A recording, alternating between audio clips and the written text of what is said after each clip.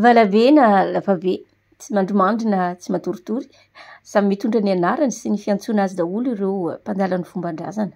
Samy manana ny fomba fandraisany azy ny mpitarika ireo fomba malagasy ireo raha ny mahakasika ty lapabe na tsy mandromandry ty no resaina.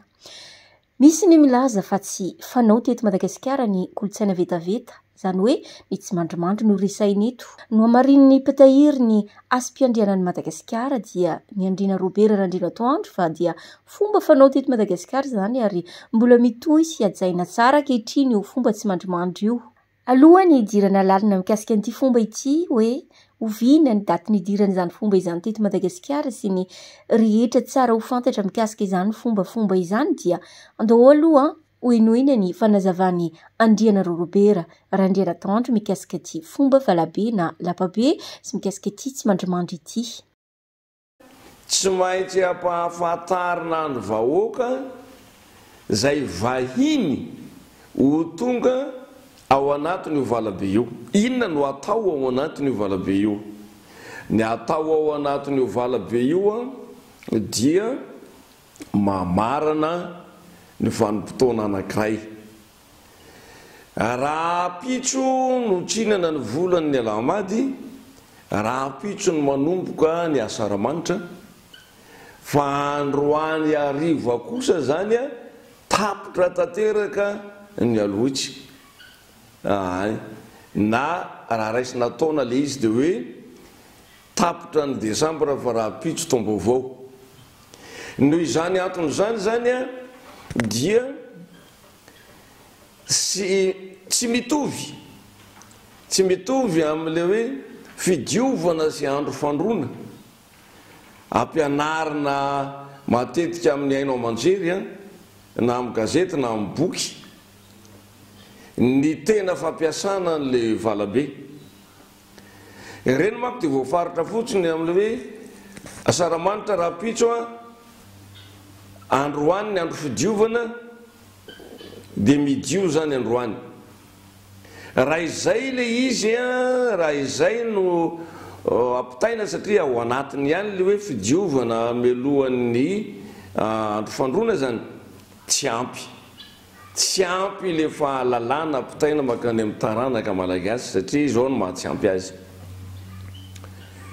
Raha atao ety Ambomanga ny tenen'ny mpanjaka fa ety Ambomanga ny atao valabe dia ny ray aman-dreny lehibe ety Ambomanga zany tsy mafotsy mandeha any amin'ny fokony mainteny reny izy Anelasora mampandre an'ireo ray aman-dreny ireo manasa anareo mainteny reny zahay ray aman-dreny any Ambomanga fa manao valabe ao Ambomanga ka anao tsy mandromandry. Nisy rehefa filazatra izay ny valabe na lapabe teto Imerina manambara faritra na vanim-potoana anatanterahana fomba sy fanao izy io teto anivon'ny nosy. Araka ny diarin'ny tranoben'i Merina Ambohimanga Rova, tsy ilay anarana nefa no niteraka resabe tato ato fa ny fomba fanambarana ny fanao ao anatin'ny valabe na lapabe. Isan'izany ny filazana fa misy firaisana ara-nofo vaobe ary tsy mifidy saranga ao anatin'izany. Manazava ny Andriana Robert Randrianatoandro fa misy tokoa fanamboarana na fitaizana ara-nofo anatin'ny tsy mandromandry Merina.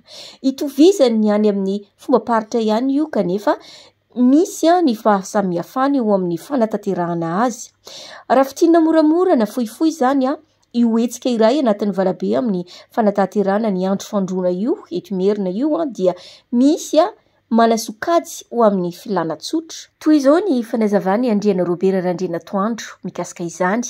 Tsy mandromandry samy hafa mihitsy ny mety ho fampiasana ny tsy mandromandry any anindran-tany sy ny eto Imerina. Fa ny fampiasana ny tsy mandromandry eto Imerina dia sady fanaovana alafaditra amin'ny zavatra tsy mety sy ny mahasosotra na ny mety maharatsy fiainana zany no fitediavana ihany koa fangatahana ny zavatra mahasoso mahasambatra ary tena zay hitondra fifaliana ho an'ny fiainana ihany koa mitambatra ao anatin'io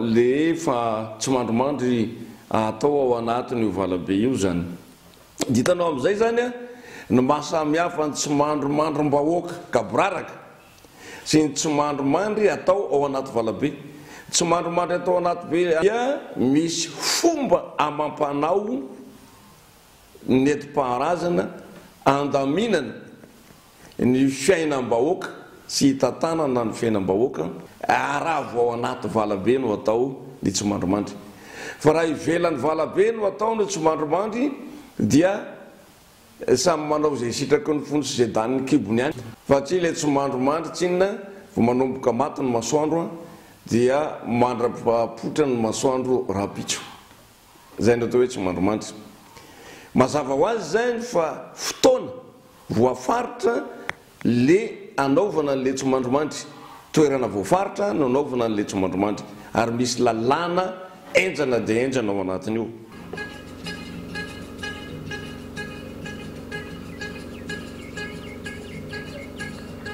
amin'ny akapobeany nandova finoana tamin'ny arabo ny gasy tranainy ny alohany fahatongavany finoana kristianina teto Madagasikara tsy karitra izany amin'ny fomba fanisana andro miankina amin'ny fiodinany volana sy ny fiantsoana ny anaram-bolana hitondrana ny tsingerinandro na ihany koa ny isan'ny andro natambatra ho taona amin'ny fanisan'andro gasy marina fa nandova tamin'ny arabo na jiosy ny malagasy na ny maromarina kokoa dia ny atsimo atsinanana iny no tena azo lazaina hoe nanaparitaka ny tena fombafomba kolosaina nampidirin'ireo arabo sy jiosy saingy te hiditra lalindalina kosa ny tenako hoe mikasika ity fomba fanao tsy mandrimandry ity izany hoe raha ohatra ka nandova tamin'ireo arabo sy jiosy ary zany ny malagasy dia irova izany no nampianatra izany fanao tsy mandrimandry na fanaovana firaisana ranofo ao be izany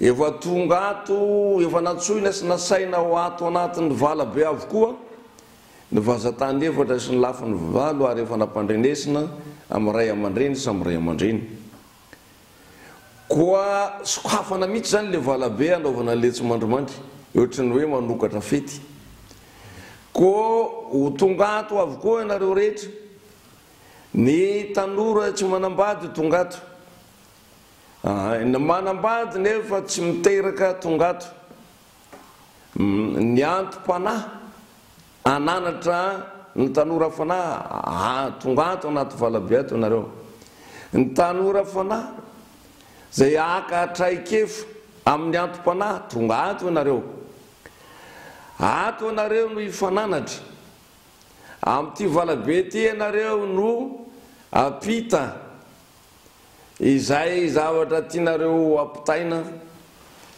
aminareo saminareo zany hoe tsy elan'ny alan'ny mpanjaka zany a tsy elan'ny alan'Andriamanitra tsy elan'ny alan'ny dada sy neny fa mazava tsara aminareo samy ianareo dikan'le hoe aminareo samy ianareo dia libra tanteraka zany malalaka tanteraka zany manana fanapahan-kevitra anao manokana ianao ary dia anao ihany no mizaka ny vokany fanapahan-kevitra ho raisinao ao anatin'io tsy mandromandro io inona le zavatra tena ilainao sy tediavinao ianao ny ala tany amin'ny tanàna nisy ianao lavitra tany ho tonga ao anaty valabe anao tsy mandromandry dia anao no manapa-kevitra dia anao no mihotin'ny vokany ny fanapahan-kevitrao noho izany antony zany dia efa ampahafantarany ray aman-dreny lehibe ao tanàna melo ny zavatra tombontsoa mety ho azo ao anatin'le valabe sy ny tsy mandromandry dia efa ampahafantarany melo koa ny fatiantoka na mety hitondra loza ary zavatra tsy ho azo atao ao anatin'ny valabe sy ny fotoanany tsy mandromandry rehefa tafiditra ny Europeana sy fanarana ny calendrier grégoriana dia napiditra io fomba fanao firaisana ranofo ao be io tao imerina raha mandinika mantsy raha ohatra ka jerevantsika ny daty dia nidiran'ireo vagy faharoa dia ireo arabo sy jiosy semita no resaina eto dia ny safiotra dia nanomboka teo amin'ny taona 310 taona teo no mankaty Manamarika izany ny fampiasana ny calendrier ara-bolana na nanaraka ny fanisana ny volana. Ny fanamporifona izany fampiasana sy fanarahana ny dia ny arabo izany. Azadino ihany koa nefa fa ny arabo dia nakatahaka na nianatra tany Ezipta antika talohany nandrobahany Ezipta, ary izany hoe talohany nandrobahany arabo ny Ezipta fahiny no tena mpampiasa io calendrier volana io. Ara-daty izany no jerena dia fantatra fa efa fanao teto Madagasikara ny tsimandrimandry tany aloha saingy mety miova ny anarana, mety miova ihany koa ny endrika izy taty aoriana. Raha jerevana akaiky amin'ny ara-panahy indray ity tsimandrimandry ity ka rahany amin'ny kolotsaina sy tantarany Ezipta antika dia efa fatao izy io, izany hoe ny tsimandrimandry na fanaovana firaisana ara-nofo vaobe amin'ny resaka famohazana kondalini na amin'ny resaka famohazana ny enerjia ny fitaovam-pananahana. Misy karazany fomba fatao amin'izany ary misy mihitsy ny fizarana enerjika ao anatin'io fombafomba io satria misy karazana fihetsika na position amin'ny teny baiko ahafahana mamoha ny kondalininao ary tsy afaka atao amin'ny vadinao na amin'ny olona miaraka aminao andavanandro izany na amin'ny olona tianao, fa tsy maintsy olona voatokana na olona hafa mihitsy no tsy maintsy miaraka aminao satria mila olona mitovy enerjia aminao ihany no afaka manao izany fombafomba firaisana ara-nofo manokana izany aminao. Izany hoe tsy izay olona safidinao na mitovitovy na manintona anao ny endrika no afaka anaovanao izany fa olona manokana, izany hoe olona initié.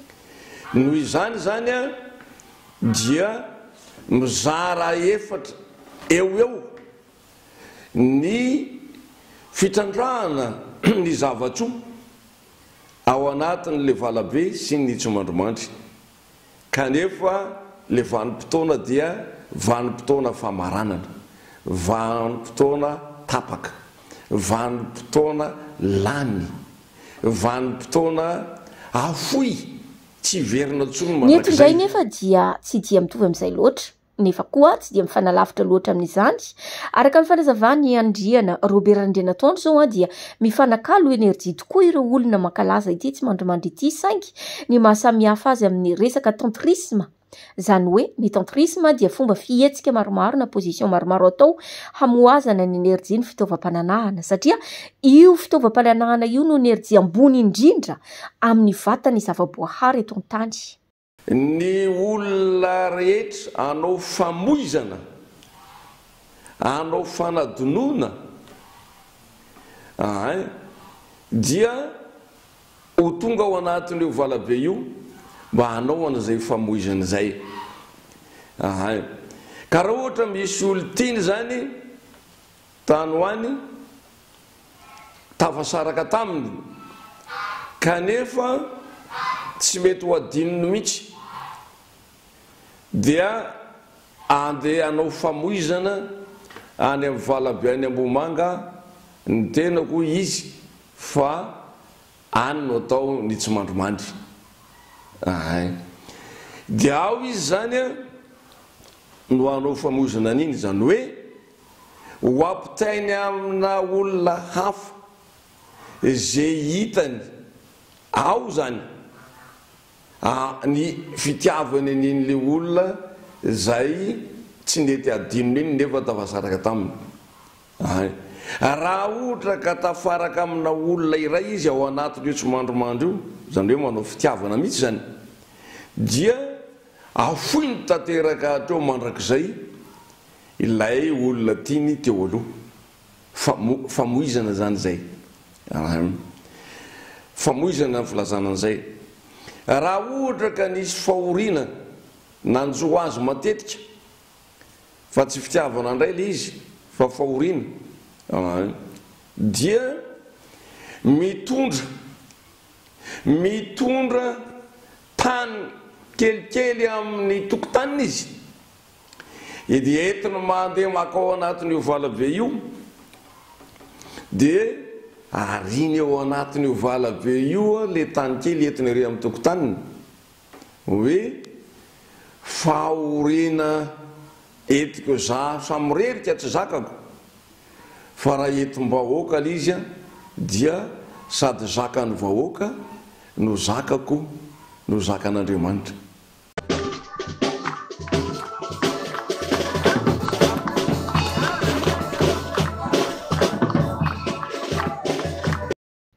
Ny any tantrisme dia mila olona mitovy enerjia aminy, samy olona inisie voatokana no afaka manao izany.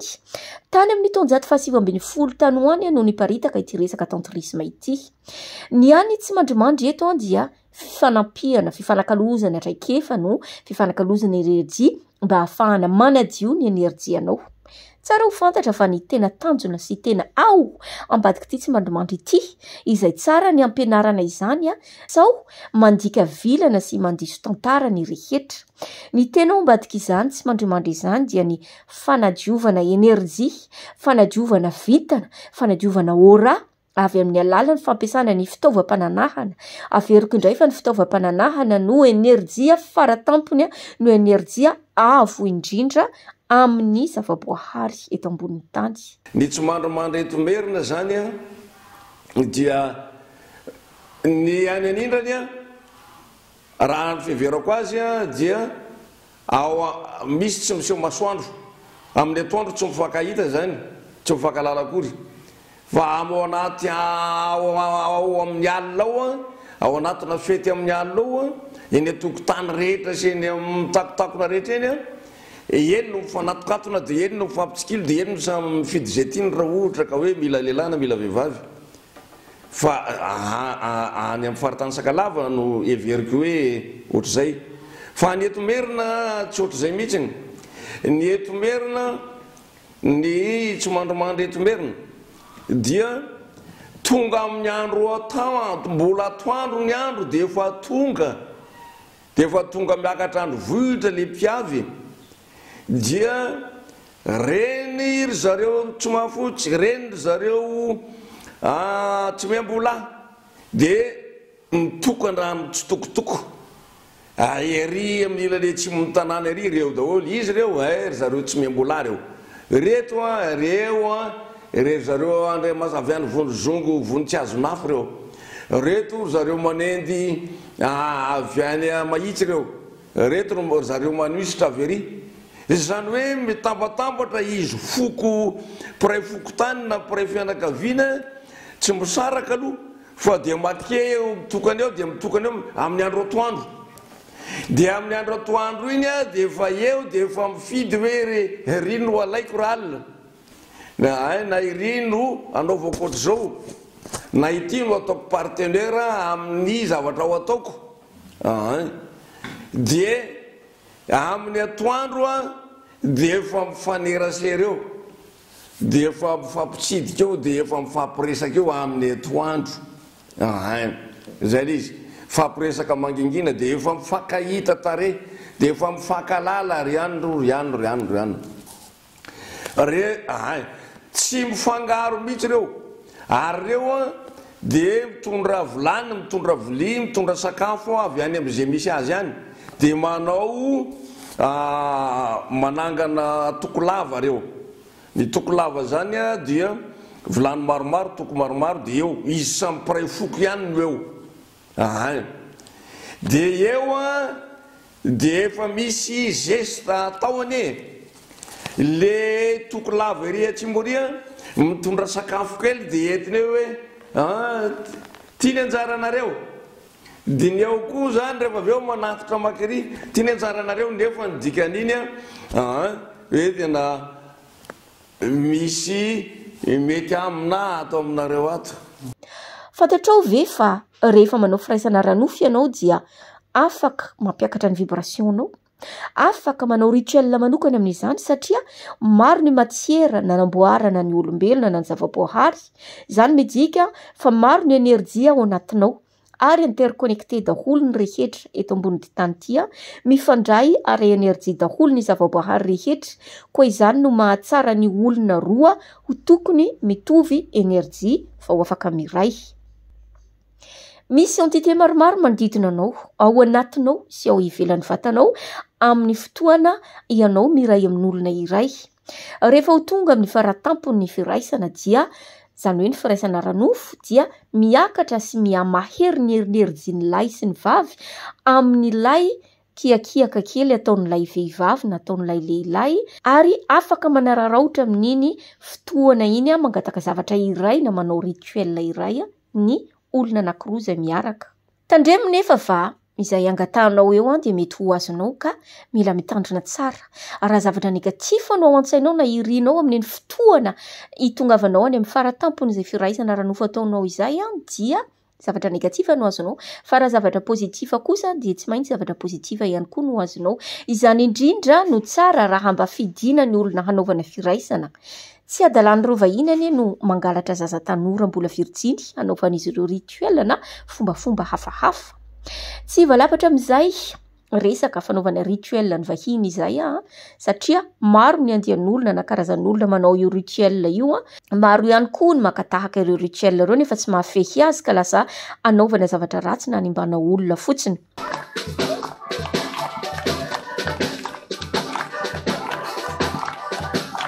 Alohan'ny idiran'le tsy mandromandro mihitsiny dia manomboka fa somary mifangaro kely. Rehefa manomboka arivarivo ny andro. Raha ohatra hoe mitakoritsika dia mifampitaritarika mandeha etsy sy roa, mifampibitsibitsika. Hoe zange anao an'izao hoe. Ohatra hoe mifampikoto mihitsy zany. Fa tsy azonao atao eny amasom-bahoaka eny izay tianao atao.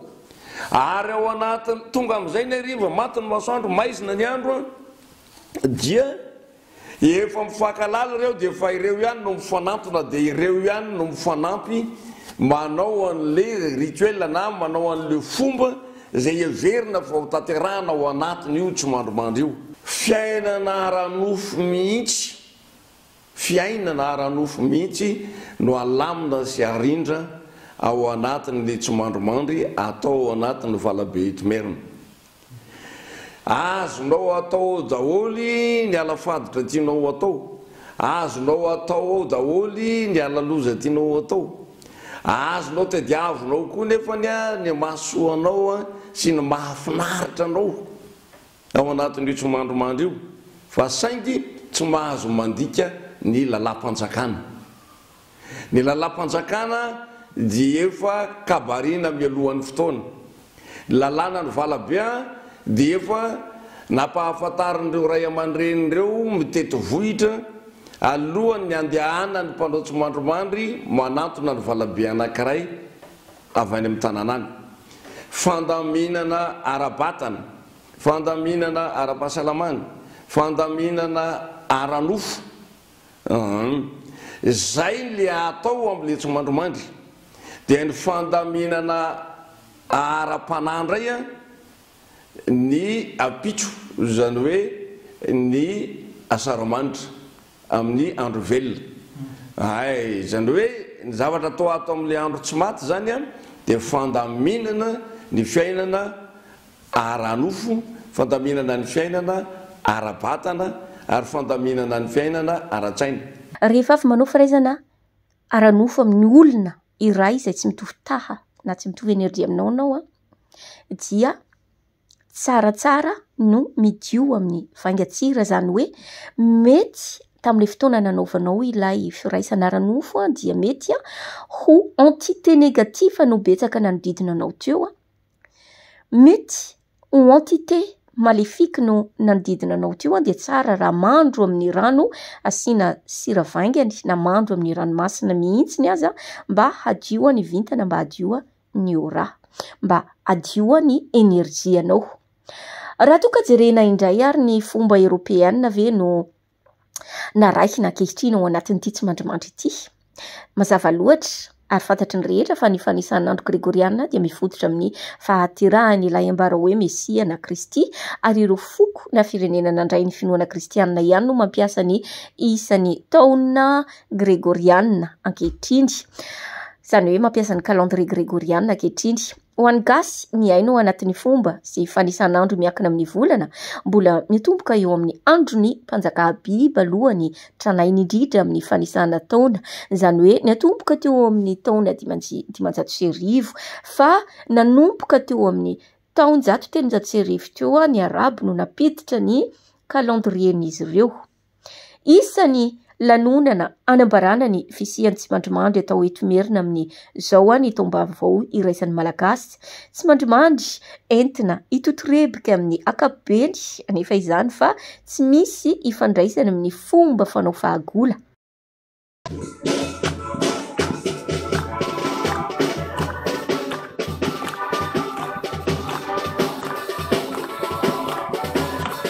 Tsy mandrimandry amin'izao fotoana dia tsy mandrimandry tsy misy dikany,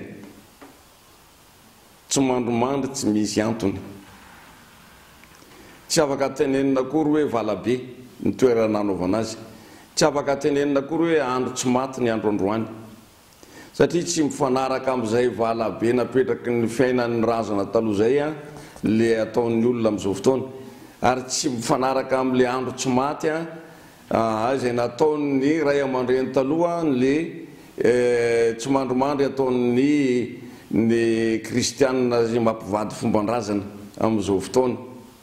Dikan'izany tsy mandrimandry atao amin'izao fotoana zany kermesy, tsy mandrimandry amin'izao fotoana zany fialamboly, distraction, zay no tsy mandrimandry amin'izao fotoana raha eto merina. Raha tsy ohatra hoe tena misy ray aman-dreny manazava sy mampianatra momba n'le atao hoe valabe sy ny hoe tsy mandrimandry, ka atokany ao anatina toerana sy tanàna anankiray no anaovany an'izay zavatra zay, vao zay le izy vao mitovy amin'ny nataony razamben'ny gasy taloha zany.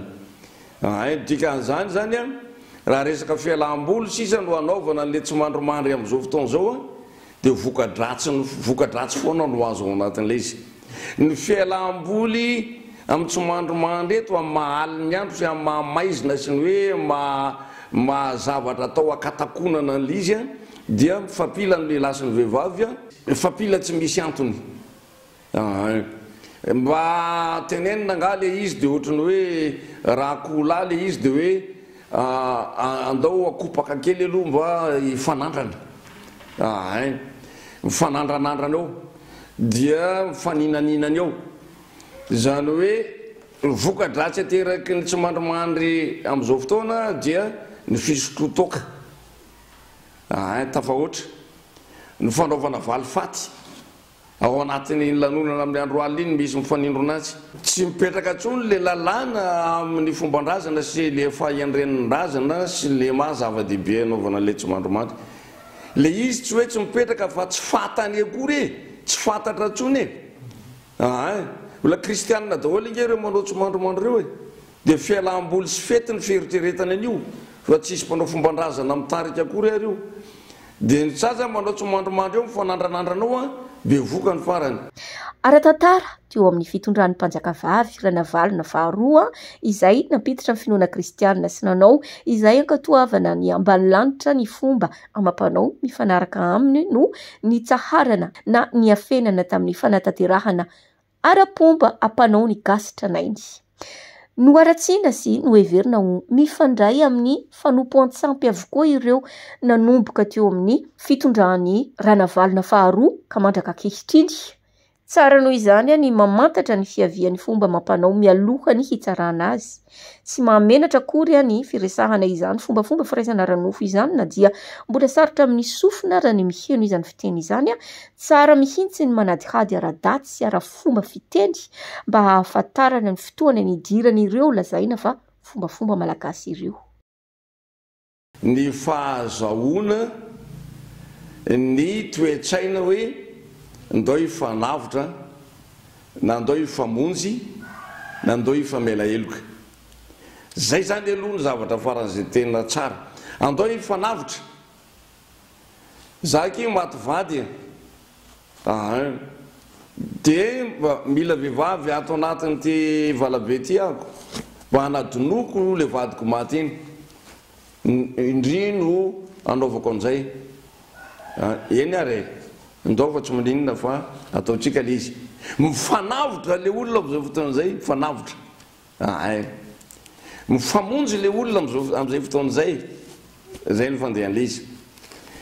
Dia misy ara zavatra mbola tena saripady lavitra mihoatra an'izany dia ao anatin'io valabe io izy no manao alafadotra ialany amin'izany zavatra rehetrarehetra zany